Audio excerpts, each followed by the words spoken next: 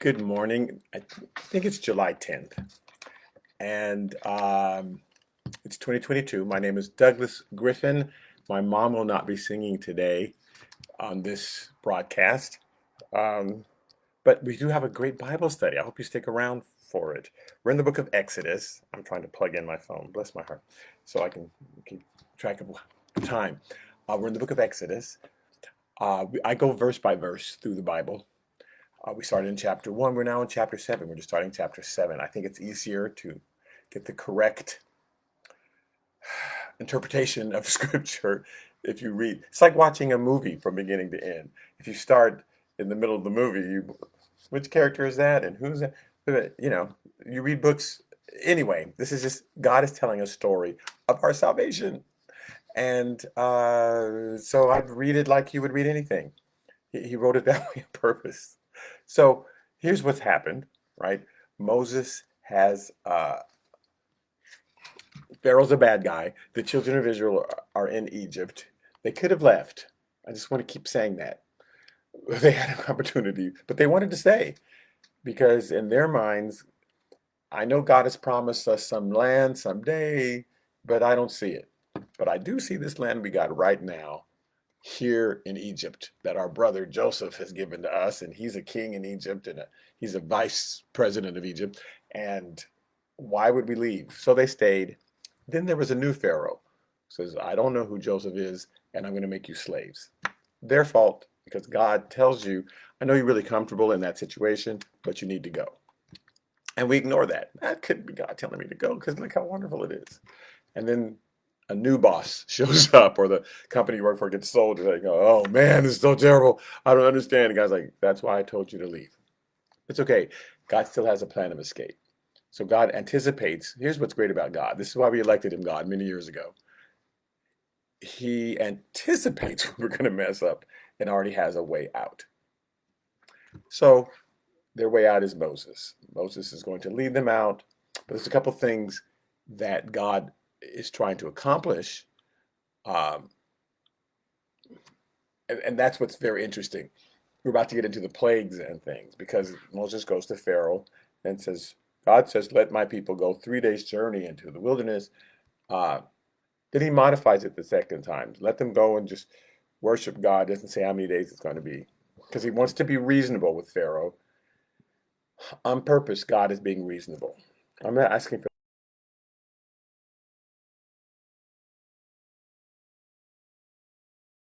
the, the villain. So, because all I asked for was 3 days. We've done that before. Because God's going to bring judgment on Pharaoh for turning things down, for his actions. And God asks us, God is just. So as Pharaoh gets angrier and angrier and more stubborn, God turns up the heat, and Pharaoh keeps saying, no, no, no, no. That's fine. That's on you, Pharaoh. Okay, we're going to read all the way through chapter 7. Um, chapter 7, verse 1. So the Lord said to Moses, see, I've made you as God to Pharaoh, and Aaron your brother shall be your prophet. And he's saying, you can be like the voice of God. Pharaoh in Egypt, people considered him a god. He hears from heaven. He's like a god. They know he wasn't the God who created anything, but they felt he was a god because he hears from heaven. And uh, God saying to Moses, you're going to be like a god to Pharaoh. You're going to come in and say, I've heard from heaven. I've heard from the real heaven. You're hearing from fake heaven. But Aaron will be your prophet. You'll actually tell Aaron what to tell Pharaoh, because you are nervous when you speak. So don't worry. I've got somebody alongside of you who will do the speaking part. But they're not going to do the hearing part. That's for you. You have to hear what I tell you. You say it to Aaron, and Aaron will do the harder part of speaking to Pharaoh. Cool. So I've made you as God to Pharaoh, and Aaron your brother shall be your prophet, and you shall speak all that I command you. And don't change it, because he earlier had changed a couple things. The first time he went in to see Pharaoh, he didn't say everything that God said, and he changed a couple things, and that's how we are. God says, go tell that brother that I love them. And then we go up to that person that says, God says that he's going to do great things for you. And starting tomorrow, your whole life's going to be different. And God didn't say all that, because that the change that that brother needs, things may need to get actually worse. And that's what's going to help that brother. Because I love you, I'm actually going to make things get worse. Well, that's what's happening with the children of Egypt, children of Israel. They really don't want to leave Egypt. They don't want to leave Egypt. They want the bondage gone, but they love the plot of land they're on because it's the best land in Egypt. So they don't really want to leave. They just want to not be slaves. So I'm going to make things worse because I love you, so that you'll finally leave because I have something better for you. And sometimes you wonder, oh man, why is my car getting worse? I prayed because God has a better car for you. Why is this job getting, why is this relationship getting worse? Why are these things getting worse? Because God's got something better for you. So he's letting it get worse. So we go to the brother and say, God's going to make everything wonderful. And actually, no, that's not what God said. He just said, tell him I love him. So that that person will know what you're about to go through. Please know that I love you. And so that this is for your good. But we'll alter it, right? And so Moses altered it when he went to Pharaoh and didn't say. And God's like, don't riff on what I'm saying. Just say exactly. So speak all that I command you. Oh Lord, I'm only in verse 1. And Aaron your brother shall tell Pharaoh to send the children of Israel out of his land. And I will harden Pharaoh's heart. Let's stop there. Let's park there. God is saying, God can't change a heart.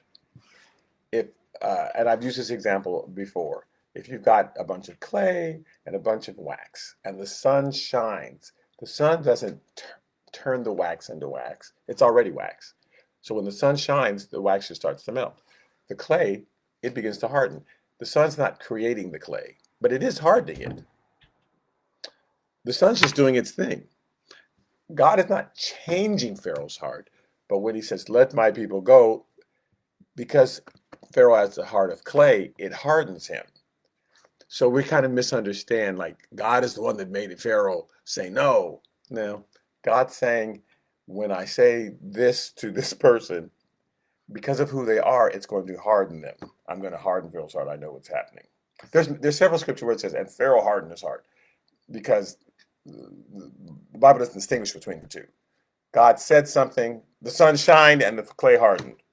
And that's because the clay has clay in it. And so his heart is a heart of clay. So I will harden Pharaoh's heart, because when I say, let my people go, that's going to harden his heart. Because he's one of those people, well, don't tell me. You know, there are people, if you tell them to do something, even if it's for their good, something in them wants to say, well, you can't tell me. And they do the opposite because they don't like being told. If you say, come out of the pool, there's a shark in it. Don't tell me to come out the pool. Okay. So you're that's who Pharaoh is. God knows if I tell him, let my people go, that's going to harden his heart and he's going to dig in. No. All right, fine. It says, so I will harden Pharaoh's heart and multiply my signs and my wonders in the land of Egypt. So I was just going to do nothing, but because Pharaoh's going to keep hardening, I'm going to have to do more and more and more and more and more and more to so that he finally does what I want him to do. His heart won't have changed, though. Unfortunately, his heart will not have changed. But because of circumstances, he'll be forced to do what I want him to do, which is let my people go. But it didn't take all that. I shouldn't have had to have rained down frogs and locusts. He should have just said, oh, God wants this done? Yay, I'll do it. And God's saying that to us in many cases. Shouldn't have taken all that. When I told you to go apologize, or when I said you need to quit this job, or when I said move that new apartment, whatever it is that I said, it shouldn't have taken all of that. But it did. It took all of that to get you to do what you're supposed to have done in the first place. So Pharaoh will not heed you, so that I may lay my hand on Egypt and bring my armies and my people and the children of Israel out of the land of Egypt by great judgments. So he's not going to listen. I've already seen it. God's telling stuff that he's already seen happen. And so I'll have to bring judgments on him in order to get him to do what he should just do, because they're my people and this is my earth, and we shouldn't treat God like he's a visitor. And the Egyptians shall know that I am the Lord. And that'll be the result. They'll learn a lesson. And so everything God does in our lives is to teach us some lesson that will save us. Because the Egyptians have to learn, oh, he is Jehovah. He's the Lord. These other gods that we've created, that we've made up, because we had a God of the tree and of the river and the mountain and of the sun and of the night and of the, they had 1,000 gods. If they need to learn that none of those gods are real and that I am God and that they worship me, then their life will go well. And if they fight me, where I'm just, then things will go bad. So this is good for them to learn that I'm God, okay? And the Egyptians know that I'm the Lord when I stretch out my hand on Egypt and bring out children of Israel from among them. So here's the lesson they'll learn from all of this. So he's laying it out for Moses. You're going to say do this. He's going to say no. Then I'll have to bring down judgments on him. And then he'll finally say yes. And he'll realize, oh, God is God. All right. So Exodus chapter 7, verse 6. Then Moses and Aaron did so, just as the Lord commanded. So they did. And Moses was 80 years old, and Aaron was 83 years old when they spoke to Pharaoh. So I just want you to know. Aaron is Moses' older brother, 3 years older, and Aaron goes with him, right? Moses left Egypt when he was 40 because he tried to do it then. He says, I've got a calling, and I'm going to rescue the children of Israel, except he had the wrong way to do it. So 40 years later, he's now kind of ready to, let me do it God's way. Maybe God's smarter than me. So Exodus chapter 7, verse 8. Then the Lord spoke to Moses and Aaron, saying, when Pharaoh speaks to you, saying, show a miracle for yourselves, because I know exactly what Pharaoh's going to say, what he's going to do. Show me some miracle. Oh, you speak for God, some God out there? Show me some miracle. Then you shall say to Aaron, take your rod, cast it before Pharaoh, and let it become a serpent. So Moses and Aaron went to Pharaoh. Not Aaron went to Pharaoh. So Moses and Aaron went to Pharaoh, and they did so, just as the Lord commanded. And Aaron cast down his rod before Pharaoh and before his servants, and it became a serpent. Now, again, this is not, God could have turned that rod into a dove or something. The serpent, he's picking the serpent for two reasons. One reason that he did it in front of the children of Israel were the same ones who doubted. How do we know, Moses, that you're speaking for God? And how do we doubt you? Hath God said? So the rod turned to a snake because that's the same thing that the devil has said to Eve. Did God really say that? And he knew that that's what they would recognize when they saw the serpent. That they would recognize, okay, this is the snake. We're being the snake. But as far as Pharaoh is concerned, the snake was one of their big symbols in Egypt. Pharaoh, in fact, had a little snake on his crown thing. And so he's turning it into one of the gods of Egypt on purpose. And what happened next? God exactly knew what was going to happen next. It all has a reason. It says, but Pharaoh also called the wise men and the sorcerers. So the magicians of Egypt, they also did in like manner with their enchantments. So this is not shocking to God. He wants them to do this. We think of it the other way around, that God does this big miracle, and the Egyptians go, surprise, God, I can do the same thing. God knows they can do the same thing because they deal with snakes all the time. Even as recently as now in Egyptian culture, the snake is so he knows they're going to do this. He wants them to do this. I want you to do this. So now he didn't tell Moses this. Moses might went, uh-oh, they can do the same thing. Now, here's what's interesting. Apparently, these guys are famous, these who are challenging Moses, because in 2 Timothy chapter 3, verse 8, Paul's writing to Timothy, like this is common knowledge. He says, now as Jannes and Jambres resisted Moses, so do these also resist the truth. Because he's talking about people who God tells them one thing and they do the opposite. And he said, Jannes and Jambres, they resisted Moses. Like in Jewish culture, they knew the names of these two sorcerers who worked in Egypt. And of course, they would know their names. They had names. Moses knew what their names were. Everybody knew what their names were. They were famous. And so even though the Bible didn't tell us during the book of Exodus what the names of these two magicians were, in Jewish culture, they knew who those names were, and they passed it down. So Paul's saying, yeah, Jannes and Jambres, they resisted Moses. And so do all these other people resist the truth. Men of corrupt minds, disapproved concerning the faith. These terrible people, just like Jannes and Jambres. So apparently they know who the magicians are. Their rods turn to snake. Now, in the Jewish culture, I bake you that up. In the Egyptian culture, the cobra has a muscle underneath its mouth that if you touch it, it stiffens. It causes it to stiffen. And you would see that today in Egypt. There are people who know how to do that today. There's a certain muscle that if you touch it, then it becomes totally stiff and catatonic, and you can carry it around. And then if you undo that muscle, then it comes back to life. So they knew how to do that.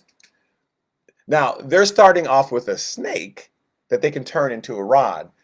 God was starting off with a rod and literally turning it into a snake. So there was a transformation that God was doing. They weren't really doing a transformation. They just had this stiff snake that they said, oh, and they released it, and God knows this. God's doing this on purpose. There's something that he wants them to begin to believe, because it's like they're being goaded into challenging God. Oh, you think you're just as good as me? Oh, well, come on. And somebody, pool sharks are. There's a movie called White Men Can't Jump, where this white guy shows up on the basketball courts, and he's actually part of this other team, but nobody knows that. They think look at this white guy showing up here with all these black people. And he's actually goading them into saying, yeah, come on, play on this team, and you get the white guy, and we'll beat him. And because they think he can't play. But it turns out he's incredible. And it was all part of the act, so that they're going to bet their money, and, oh, I bet we can beat that white boy, and they bet all this money, and then they lose. Because they're being tricked into this. God is doing a similar thing here. Oh, you think you can compete with me? And there's a reason for it. You think you can compete with me? Okay, I'll turn this rod into a snake, and you turn your, oh. And Pharaoh's like, see, anything you can do, I can do better. And there's a reason he wants them to think that. So in Exodus chapter 7, verse 12, it says, for every man threw down his rod, and they became serpents. But Aaron's rod swallowed up their rods. So God's not lying to them. Look, I'm still more powerful than you. So even though you think you can do the same things, notice that my snake ate your snakes. So does that tell you anything? Well, and it told the magician something, but not Pharaoh. In Exodus chapter 8, verse 19, it says, then the magician said to Pharaoh, this is the finger of God. Like the magicians were recognizing, this is not really, we can't do with that. But it made Pharaoh think, oh, well, my magicians do the same thing as Moses. He says, you see, that's not really the same thing, right? That his snake ate up our snakes, so it's not really the same thing. It says, so in Exodus chapter 8, verse 19, which is, again, there was a different thing going on at the time, but I'm just referencing it. The magician says to Pharaoh, this is the finger of God. But Pharaoh's heart grew hard, and he did not heed them, just as the Lord has said. And so I'm sure it's a similar thing here. The magicians, Jannes and Jambres, sound like Donnie and Marie or something. They went, oh, that's not good. His snake ate up our snakes. But Pharaoh's like, psst. Now let's kind of follow this through. In Exodus chapter 9, verse 16 and 17. And God's not, and white men can't jump, they're purposely deceiving them. God's not purposely deceiving them. God's telling him, here's exactly what's going on. God's not deceiving them, right? But he knows what the effect will be. The effect will be, oh, I can challenge with I can, oh, that white boy, he ain't got no jump shot. He knows what the effect's going to be, but he's right up front. And in Exodus chapter 9, verse 16, it says, but indeed, for this purpose I have raised you up, that I may show my power in you, and that my name may be declared in all the earth. As yet you exalt yourself against my people, and that you will not let them go. So he says, actually, I've raised you up for this purpose. I allowed you to become Pharaoh and one of the most famous, most powerful person on the face of the earth. just so I can show my power in you. So basically, so that I can embarrass you. I'm telling you in advance that I'm the one that allowed you to become Pharaoh and become famous, so that when you fall, everybody will see it. When you challenge me and lose, everybody will see it. So there are people who are in great power today, or in many different time periods, right? Who we're thinking, that's such a wicked person. Isn't it terrible that they're in such high power? And God's like, I put them in that position, and they're gonna, oh, Humpty Dumpty will have a great fall. Don't worry. Uh, I put them in that position so that when judgment finally comes on them, everybody will see it. So we're horrible. Oh, they've gotten away with so much for so long. I know, but I want them to draw as much attention as possible, so that when they finally get it, everybody go, ooh, I better not do what they did, right? In Exodus chapter 9, verse 27, he says, and Pharaoh sent and called for Moses and Aaron and said to them, I have sinned this time. So after the seventh plague, Pharaoh actually realized, I'm messing up. He says, I have sinned this time. The Lord is righteous, and my people and I are wicked. Entreat the Lord that there may be no more mighty thundering and hail, for it is enough. I will let you go, and you shall stay no longer. So it worked. God realized, Pharaoh said, oh, I messed up. But then in the next verse, he changed back. It said, so it was the hail. It was the hail and thunder that was coming down. The hail had fire attached to it and all that stuff. He says, oh, this is too much. This is crazy. You messing up. I can't have no picnic. So in Exodus chapter 9, verse 34, it says, and when Pharaoh saw that the rain, the hail, and the thunder had ceased, he sinned yet more. And he hardened his heart. See, he hardened his heart. It doesn't say God hardened his heart. He hardened his heart. And he and his servants. So the heart of Pharaoh was hard, neither would he let the children of Israel go, as the Lord had spoken by Moses.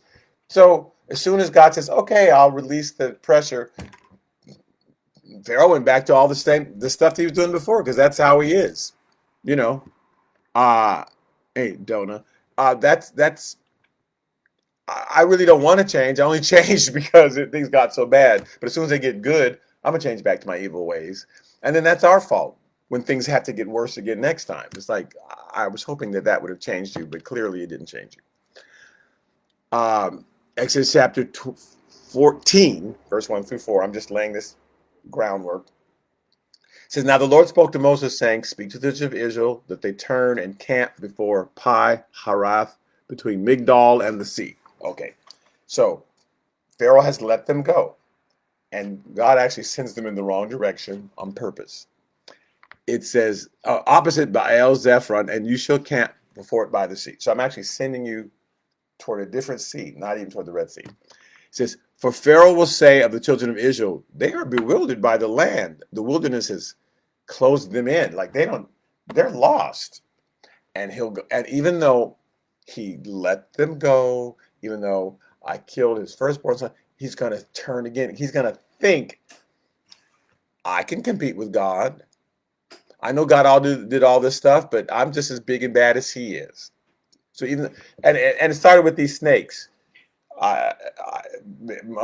Aaron turned his rod into a snake. His mission turns theirs to a snake. And even though snake ate the other snakes, Pharaoh thought, I can compete with God.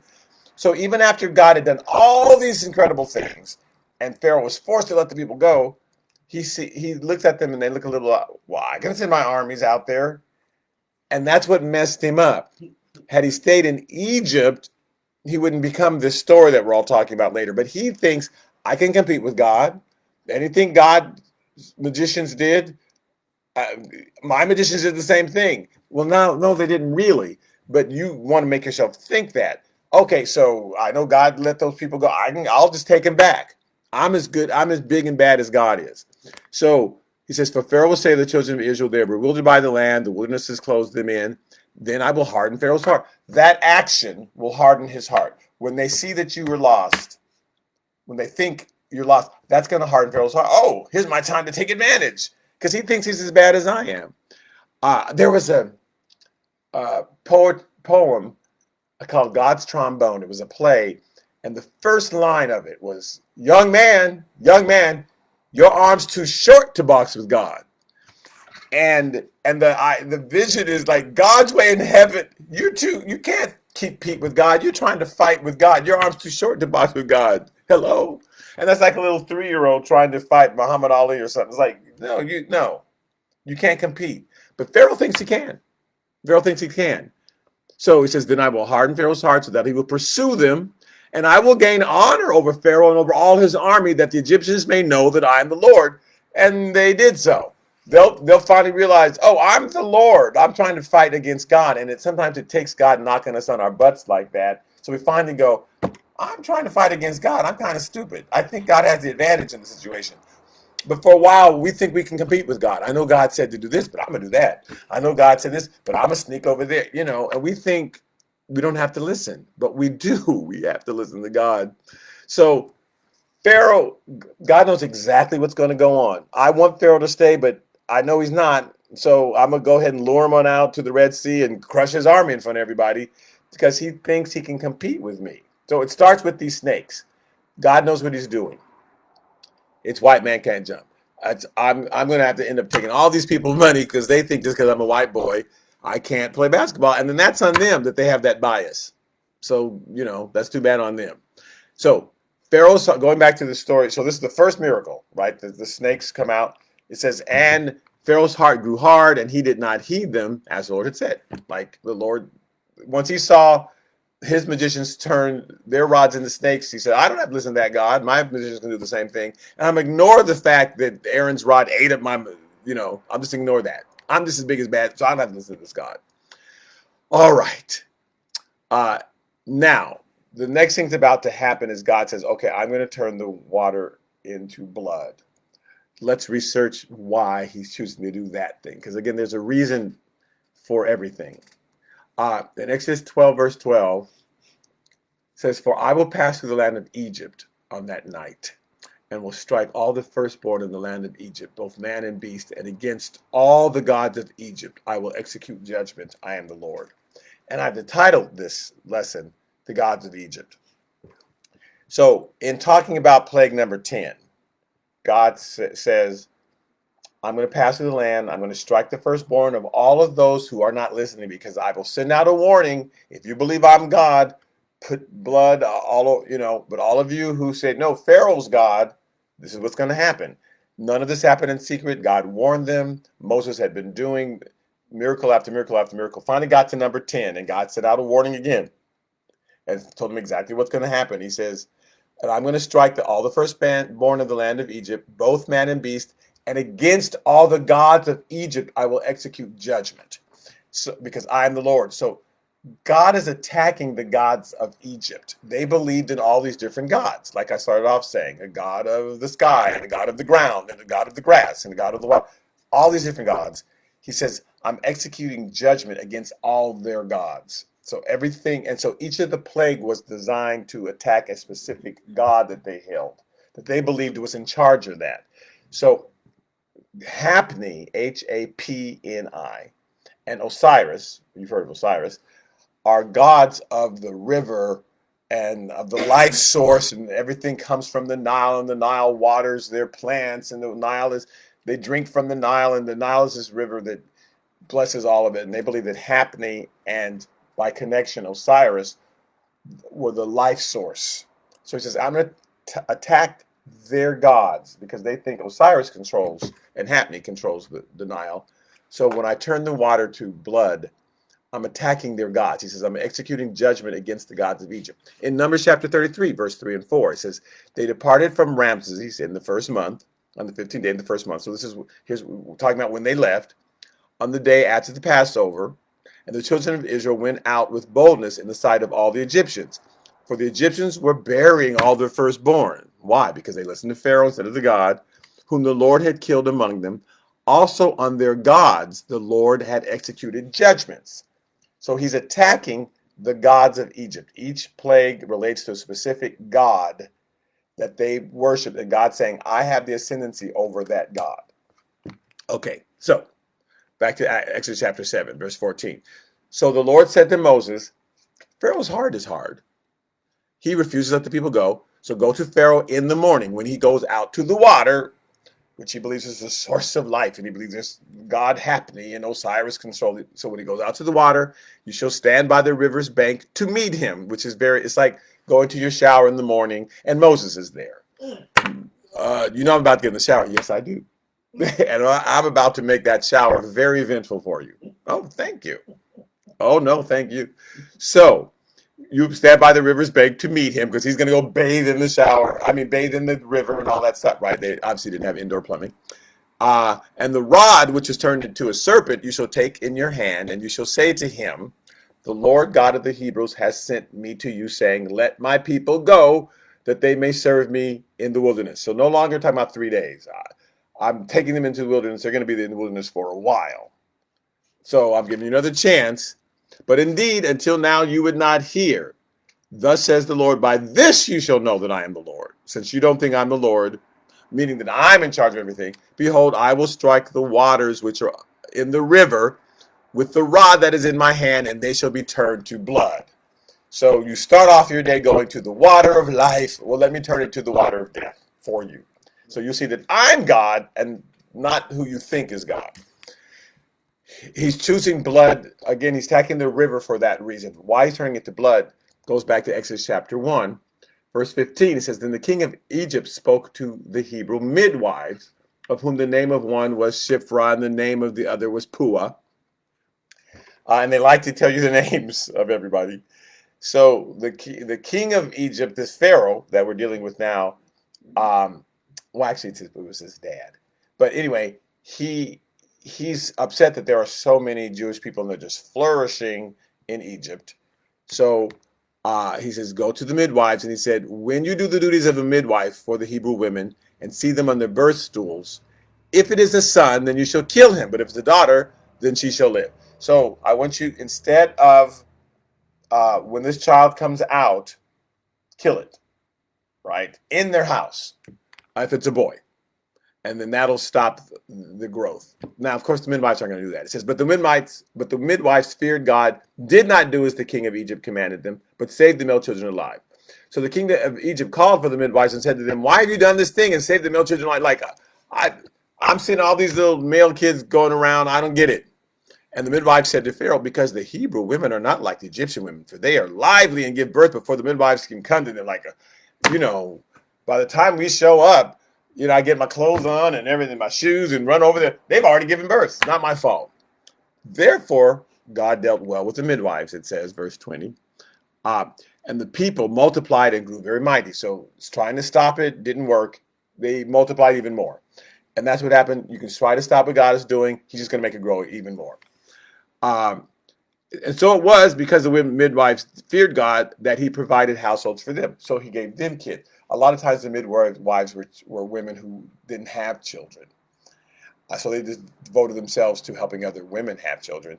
So God gave them their own husbands and allowed them to have their own children as a blessing because they listened to God instead of Pharaoh.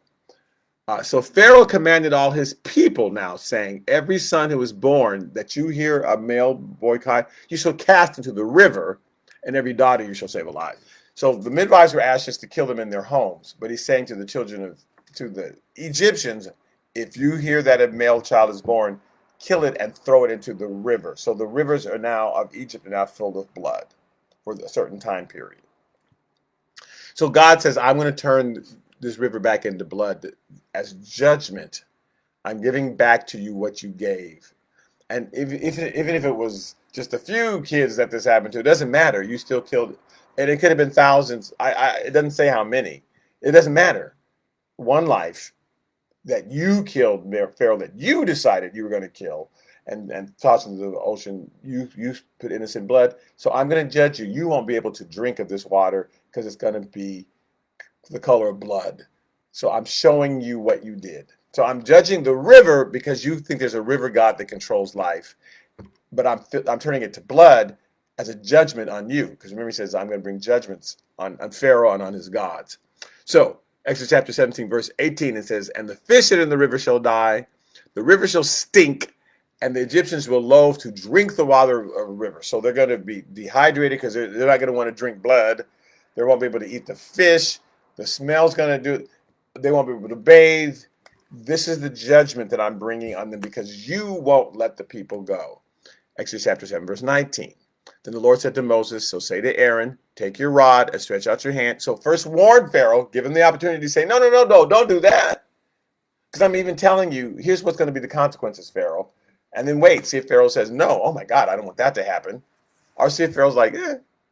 So then the Lord spoke to Moses, say to Aaron, take your rod, stretch out your hand over the waters of Egypt, over their streams, over their rivers, over their ponds, over all the pools of water, that they may become blood. So just everywhere, suddenly there's not going to be any water. And there shall be blood throughout all the land of Egypt, both in buckets of wood and pitchers of stone, even it's just in their houses.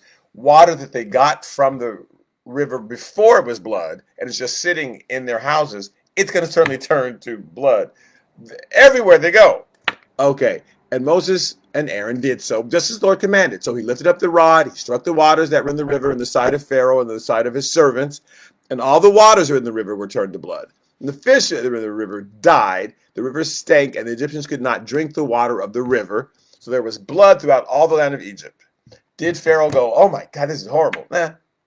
Then the magicians of Egypt did so with their enchantments. Now, they didn't do what Moses did because Moses had already done it. So all the waters everywhere were turned to blood. So clearly they didn't do that because it was already done. They found there is some clay. There's some red clay in this Egyptian a little farther up, and they were able to go somewhere and get a pitcher of water and take the red clay and make it look like they had turned water to blood. They didn't do what Pharaoh had done. I mean, what Moses had done, because Moses already had done it, and the water was blood for a long time. But they were able to do a fake version of it, right? Here's some water, and we've turned this water and made it red, and so Pharaoh's heart grew hard and said, "Oh, I can compete with this guy." It's like that little pitcher of water turning to blood is not the same as all these rivers and ponds, and it's not the same thing. But you think it's the same thing? Okay, your arm's too short to box with God. You think you can box with me? Okay. Because again, he's luring Pharaoh into this trap, because the worst thing that's going to happen to Pharaoh is when he chases after the children of Egypt. That's when the children of Israel. That's when he loses everything. But he's only going to do that because he thinks he can compete with God. So God's aware that the magicians are going to do their own cheap version of it. He's also aware that that's going to be enough to make Pharaoh think, oh, I can compete with God. And that's how it is in our lives. We do some little tiny thing. God does this huge thing, and we do a tiny thing, and we think, oh, that's the same thing. It's not the same thing. But we think it is. So therefore, I don't have to listen to God because my little thing that I'm doing here, it's working. Is it? But we think it is. So I don't have to do it God's way, because the way I did, it accomplishes the same thing. But it doesn't.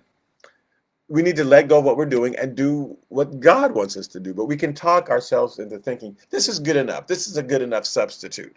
I know God said, give $1,000 in the offering today. But I bought that guy a Big Mac. And that's the same. That's the same. So I don't have to do that other thing. God just wanted me to give. He doesn't really, I don't have to give $1,000. I gave to that guy. And so that's the same thing. It's not the same thing, but we talk ourselves into saying, I don't need to do what God wants me to do. This thing I'm doing is equal to it. And that's what Pharaoh was doing. This is equal to it. And I said, okay, I want you to just keep thinking that. Okay. So Pharaoh turned and went into his house. Neither was his heart moved by this. So all the Egyptians dug all around the river for water to drink. Like, surely if we dig deep enough, but the blood went soaked all the way through. They couldn't find a well of water. There was not an underground spring that God hadn't affected. In Pharaoh's mind, his little magicians turning a pitcher of water into red, making it red, is equal to that. I don't have to listen to that God. My magicians are just as good as that God. So all the Egyptians dug all around the river for water to drink, because they could not drink the water of the river. And 7 days passed after the Lord had struck the river. For 7 days, they could not drink. Dehydration, they couldn't bathe, the river stayed. But Pharaoh's not moved because it's not affecting him. It's affecting everybody else. And he wanted to believe, I can compete with that God. And again, none of this is surprising to God. okay, you're going to keep competing with me. And even when the children of Israel leave, you're going to bring your armies after them. And that's what I get you. That's, you know, that's the folly of thinking you can compete with God. You're going to challenge me to the point where it's going to destroy your armies and destroy you. You're going to destroy your life because you are, and your anger and your desire to be your own God are going to come after me. And you're going to think, I can walk through that river, that water. Oh, the Dead Sea's parted on either side. My magicians can do that too. So they'll keep the waters parted while our army goes and chases after you. Because the children of Israel had crossed to the other side and God had parted the water. My magicians could do the same thing. No, they can't. They never could. But you're going to think so. So you're going to go in. And I'm like, okay, let your magicians keep the water up. I'm letting it go. So if your magicians are just as good as me, have them keep the water up while you pass through. And of course, they couldn't do it. And he kills himself because he's thinking he can compete with God. And so each of these times, God is aware. God does it in a much bigger way. He has his snake swallow his snake to show you it's not the same thing. But once you decide it is, God's like, okay, then you're going to get your own judgment. You think that what your way is equal to mine. It's not. So I'm going to let the judgment come on you so you can see, so that the Egyptians will know I am God. You're going to find out in the end which one of us is God and which one of us is the pretender. Okay, so that's Exodus chapter 7. Thank you for listening in. If you just, bless your heart, like have nothing to do, I will be preaching at my church at 11 o'clock. It should be on my page or it should be on the Good Shepherd NBC LA page. Well, I'll probably be speaking around 11:15. But it's from the service from 11 to 12. So if you want to, and I'm speaking in the book of Leviticus, chapter 10, Nahab and Abihu. Okay. So thank you for listening in today. And happy July 10th, whatever that means. Hey, Roger. Good to see you. And I will, okay, I always have to figure out how to, there it is. I will see others of you on Wednesday where we're going to the book of John. All right. Talk to you later. Bye-bye.